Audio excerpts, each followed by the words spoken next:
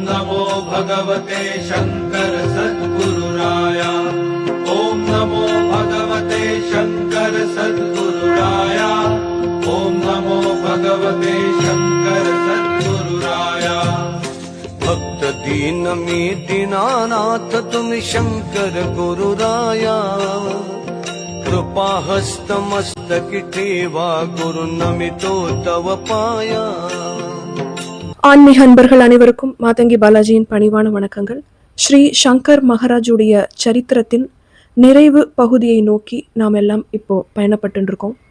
Sri Shankar Maharaj 1947 April 28 தன்னுடைய பூத உடலை துறந்து இந்த பிரபஞ்சத்துடன் ஐக்கியமானார்.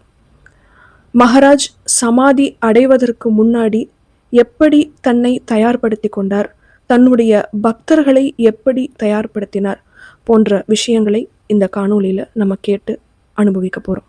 1930 மகாராஜ் தன்னுடைய உடலை துறந்து சமாதிக்கு தயார் அப்படிங்கிற நிலைக்கு வந்தப்போ டாக்டர் தானேஸ்வர் மகாராஜை நீங்க இவ்வளோ சீக்கிரம் சமாதி அடையக்கூடாது அப்படின்னு வேண்டுகோள் விடுத்தது உங்க எல்லாருக்கும் ஞாபகம் இருக்கும்.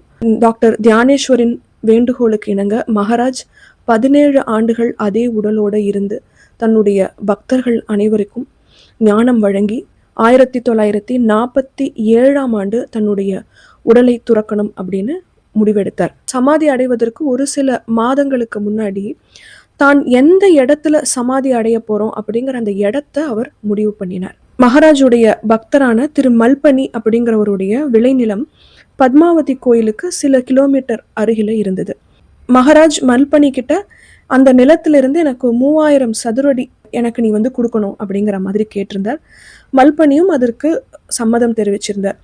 அந்த காலகட்டங்கள்ல அந்த விளைநிலம் வந்து ஊருக்கு வெளியில ஒரு காட்டுக்கு நடுவுல இருந்தது. அந்த அளவுக்கு ஜன நடமாட்டம்லாம் இல்லாத ஒரு இடமா இருந்தது. அப்படிங்கிறதுனால மல்பனிக்கு அந்த நிலத்தை மகாராஜுக்கு கொடுக்கறதுல எந்த விதமான ஒரு தயக்கமும் இல்லை. இப்போ அந்த இடம் வந்து பூனே சத்தாரா ஹைவேல அமைஞ்சிருக்கிறதுனால ரொம்ப ஒரு ஜன நெருக்கடி மிகுந்த ஒரு இடமாகத்தான் இப்ப இருக்கு. 1947 அந்த இடம் ஒரு காடு மாதிரியான இடம்தான். இந்த குறிப்பிட்ட நிகழ்ச்சி 1946 நடந்தது. மகாராஜ் தன்னுடைய பக்தர்கள் சிலரோட பத்மாவதி கோவிலுக்கு கார்ல போய் இறங்கினார். பத்மாவதி கோவில் தரிசனத்தை முடிச்சுட்டு திரு மல்பனியுடைய இந்த விளைநிலத்துக்கு இந்த கூட்டம், பக்தர்கள் கூட்டம் எல்லாம் சேர்ந்து போனாங்க. அங்க போய் எந்த இடத்துல அவர் தன்னுடைய சமாதி அமையவிருக்கிறதோ அந்த இடத்துல நின்னுண்டு, இந்த இடம் எவ்வளவு அமைதியா இருக்கு, தியானேஸ்வர் மகாராஜுடைய இடத்துக்கு பக்கத்துலயும் இருக்கு, பத்மாவதிக்கு கிட்டக்கையும் இருக்கு, நான் இந்த இடத்துல தான் சமாதி அடைய போறேன் அப்படின்னு அந்த பக்தர்கள் எல்லார்ட்டையுமே சொன்னார். அந்த கூடியிருந்தவங்க எல்லாருக்கும் ரொம்ப ஒரு அதிர்ச்சியாக இருந்தது. ஆனா மகாராஜுக்கு எந்த விதமான ஒரு தயக்கமும் யோசனையுமே இல்லை. ரொம்ப சந்தோஷமா அந்த இடத்த அவர் வந்து தேர்ந்தெடுத்தார். தன்னுடைய பக்தர்கள் எல்லார்ட்டையும் இந்த விஷயத்த சொல்லிட்டு அவர் மும்பைக்கு கிளம்பி போயிட்டார். இந்த நிகழ்வு 1946 நடந்தது. அதாவது கிட்டத்தட்ட மகாராஜ் தன்னுடைய உடலை துறப்பதற்கு ஒரு 6-7 மாசம் முன்னாடியே நடந்திருக்கணும் அப்படின்னு நினைக்கிறேன்.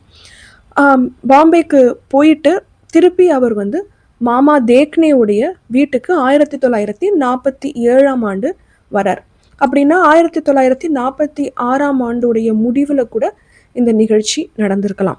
மகாராஜ் பூனேக்கு வந்து தங்கினா அவருடைய பக்தர்கள் எல்லாரும் அவரை வந்து சந்திக்கிறது வழக்கம் இல்லையா. அன்னைக்கும் அவருடைய அத்தியந்த பக்தர்கள் சீடர்கள் எல்லாரும் மாமா தேக்னேவுடைய வீட்டுல கூடியிருந்தாங்க. மகாராஜ் பக்தர்கள் கூட்டத்துல ராவ் சாஹேபும் இருந்தார். மகாராஜ் ராவ் சாஹேபை பார்த்து, ராவ், இந்த துணி ரொம்ப பழசாயிடுத்து, இதை நான் தூக்கி போடணும்னு நினைக்கிறேன் அப்படின்னு சொன்னார். அங்க இருந்த பக்தர்கள் எல்லாருக்கும் மகாராஜ் பேசுற அந்த விதம் புரியும் அப்படிங்கிறதுனால மகாராஜ் தான் உடுத்தின்னு இருக்கிற அந்த துணியை பத்தி பேசல, அவருடைய உடலை பத்தி தான் பேசுறார் அப்படிங்கிறது அவங்க எல்லாருக்குமே புரிஞ்சுது. அப்புறம் அவங்க எல்லாம் கிளம்ப வேண்டிய நேரம் வந்ததும், நீங்க எல்லாரும் 4 நாள் கழிச்சு இங்க வாங்க, நீங்க வரும்பொழுது நான் உங்களுக்காக கிச்சடி தயார் பண்ணி கொடுக்குறேன் அப்படின்னு சொன்னார். சரி அப்படின்னு சொல்லிட்டு அவங்க எல்லாம் கிளம்புறாங்க. மகாராஜும் அவருடைய இன்னொரு சீடரான புவா வாண்டேக்கர் அப்படிங்கிறவருடைய வீட்டுக்கு கிளம்பி போறார். வாண்டேக்கர் வீட்டுக்கு போன மகாராஜ் அவரை உடனடியாக சத்யநாராயண பூஜை செய் அப்படின்னு சொல்றார். சத்யநாராயண பூஜைக்கான ஏற்பாடுகள் அவர் எல்லாமே செய்யறார். அது மட்டும் இல்லாம 100 பேர்கிட்ட பூஜையில வந்து கலந்துப்பாங்க. அவங்களுக்கு தேவையான உணவும் நீ தயார் பண்ணு அப்படின்னு மகாராஜ் சொல்லிடுறார். ஏன்னா பூஜைக்கு வந்தா கண்டிப்பா அன்னதானம் கொடுக்கணும் இல்லையா? அதனால அன்னதானத்துக்கு எல்லாம் தயாராகிறது.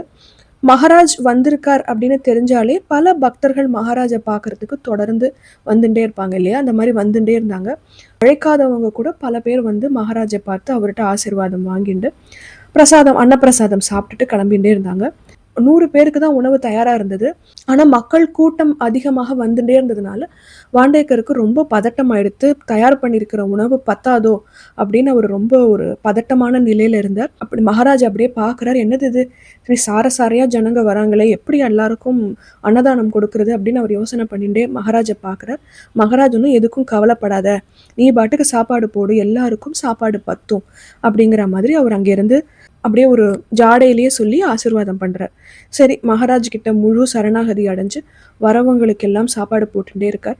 அள்ள குறையாம உணவு கிடைச்சுட்டே இருக்கு. வந்தவங்க எல்லாரும் சாப்பிட்டுட்டு திருப்திகரமா போயிட்டாங்க. சுமார் 1200 நபர்கள் அன்னைக்கு சாப்பிட்ருக்கலாம் அப்படின்னு அங்க எல்லாரும் கணக்கு பண்ணியிருந்தாங்க. வாண்டேக்கருக்கு இது ரொம்ப ஒரு திருப்திகரமாகவும் சந்தோஷமாகவும் இருந்தது. மகாராஜ் அவருடைய வீட்டுக்கு வந்து அவரை சத்யநாராயண பூஜை செய்ய வச்சு 1000 பேருக்கு அன்னைக்கு அன்னதானம் கொடுக்க வச்சிருக்கார். அன்னதானம் எல்லாம் முடிஞ்சு எல்லாரும் கிளம்பி போனதுக்கு அப்புறம் நேரா அவர் மகாராஜ் கிட்ட வந்து நிக்கிறார். அவர் வந்து அடைஞ்ச ஒரு திருப்திக்கு அளவே இல்லை. ரொம்ப ஒரு நிறைவான ஒரு மனதோட மகாராஜ் முன்னாடி வந்து நின்னார். எந்த வார்த்தையுமே பேசல. ஆனா மகாராஜுடைய பாதங்கள்ல விழுந்து முழு மனதோட நமஸ்காரம் பண்ணார்.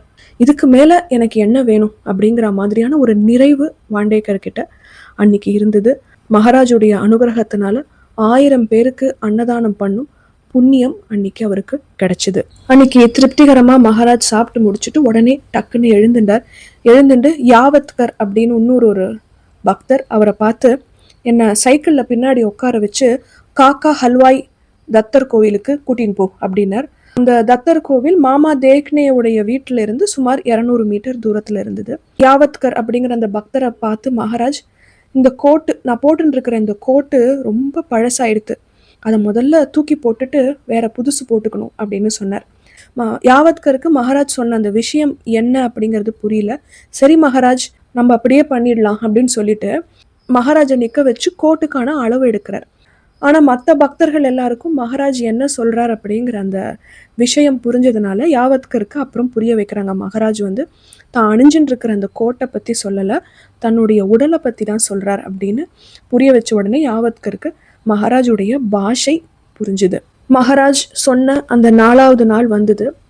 மாமா தேக்னேவுடைய வீட்டில் பக்தர்கள் எல்லாரும் கூடினாங்க. மகாராஜ் ஒரு பெரிய பாத்திரத்தை எடுத்து கிச்சடி சமைக்க ஆரம்பிச்சார். பக்தர்கள் எல்லாரும் நாங்களும் உதவி செய்கிறோம் அப்படின்னு வந்தப்ப, இல்லை நான் மட்டும்தான் செய்வேன் அப்படின்னு சொல்லி மகாராஜ் தனி ஆளா கிச்சடியை செஞ்சு முடிக்கிறார். முடிச்சதுக்கு அப்புறம் தொன்னையை எடுத்து அதில் கிச்சடியை போட்டு எல்லாருக்கும் கொடுக்குறார். எல்லாரையும் அங்கேயே அப்போவே சாப்பிட்டு முடிக்கணும் அப்படின்னு சொல்றார். அப்போ மகாராஜ் சொல்றார், தியானேஸ்வரிய வெறும்ன பாராயணம் மட்டும் பண்ணக்கூடாது, அந்த தியானேஸ்வரியில என்ன விஷயங்கள் சொல்லியிருக்கோ அதன்படி வாழ்க்கையில நடந்துக்கணும். இந்த உலகம் மகான்களுடைய அறிவுரைகளுக்கு கட்டுப்பட்டு தான் நடக்கிறது. அந்த அறிவுரைகள் எல்லாமே தியானேஸ்வரியில இருக்கு. எவன் ஒருவன் தியானேஸ்வரியில சொல்லப்பட்டபடி தன்னுடைய வாழ்க்கையை நடத்துகிறானோ அவனுடைய வாழ்க்கை ஆனந்தமயமாக இருக்கும். இதை தான் அவங்க எல்லார்கிட்டையும் சொல்லணும்னு நினைச்சேன். இதுக்கு மேல உங்களுக்கு சொல்றதுக்கு என்கிட்ட எதுவுமே இல்லை அப்படின்னு சொல்லி முடிக்கிறார். இதுதான் மகாராஜ் தன்னுடைய சிஷ்யர்கள் எல்லாருக்கும் கடைசியாக கொடுத்த அறிவுரை. இந்த அறிவுரையை கொடுத்துட்டு தன்னுடைய பக்தர்கள் எல்லாரையும் கிளம்புங்க அப்படின்னு சொல்லிட்டார்.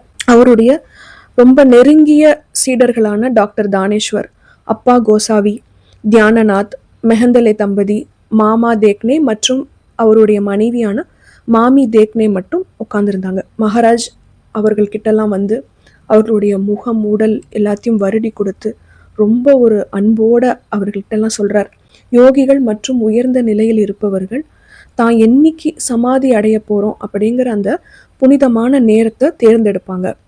அந்த மாதிரியான நேரம் எனக்கு வந்துடுத்து. நான் வந்து வைசாக மாதம் அஷ்டமி அன்னைக்கு என்னுடைய இந்த உடலை பூமிக்கு கொடுக்க போறேன் அப்படின்னு சொல்றார். மகாராஜுக்கு அவருடைய சீடர்கள் மேல அதீதமான அன்பு. ஏன்னா திடீர்னு அவர் தன்னுடைய உடலை துறந்துட்டார் அப்படின்னா அந்த பக்தர்கள் எல்லாருக்கும் ஒரு வேதனையா இருக்கும் இல்லையா, ரொம்ப மனசு கஷ்டமா இருக்கும். அப்படிங்கிறதுனால முன்கூட்டியே தன்னுடைய சீடர்களை தான் இந்த குறிப்பிட்ட நாள்ல உடலை விடுறதுக்கு ஏற்பாடுகள் செஞ்சுட்டு இருக்கிறதாகவும், அதனால நீங்க எந்த பதட்டமும் அடைய வேண்டாம் அப்படிங்கிற விஷயத்தையும் அவர்களுக்கு சொல்லி அவர்களை தயார்படுத்துறார். அது மட்டும் இல்லாம அஷ்டமி அன்னைக்கு தான் நான் என் உடலை உடணும் அப்படின்னு நான் முடிவு பண்ணியிருக்கேன், அந்த குறிப்பிட்ட நாள்ல தான் இந்த நிகழ்வு நடக்க போறதா அப்படிங்கிற அந்த முடிவை உங்களுக்கு நான் சீக்கிரம் தெரியப்படுத்துறேன் அப்படிங்கிற விஷயத்தையும் சொல்லிட்டு நீங்க எல்லாரும் கிளம்பலாம் அப்படின்னு சொல்லி அவர்களை அனுப்பி வைக்கிறார். கிச்சடி சமைச்சு கொடுத்த இந்த நிகழ்வு மகாராஜுடைய சமாதி தினத்துக்கு ஒரு 10 நாளைக்கு முன்னாடி நடந்திருக்கலாம் அப்படின்னு சொல்லப்படுறது. அந்த 10 நாட்கள் மகாராஜ் தனிமையில தான் இருந்தார், மாமா தேக்னே உடைய வீட்டில தான் இருந்தார்.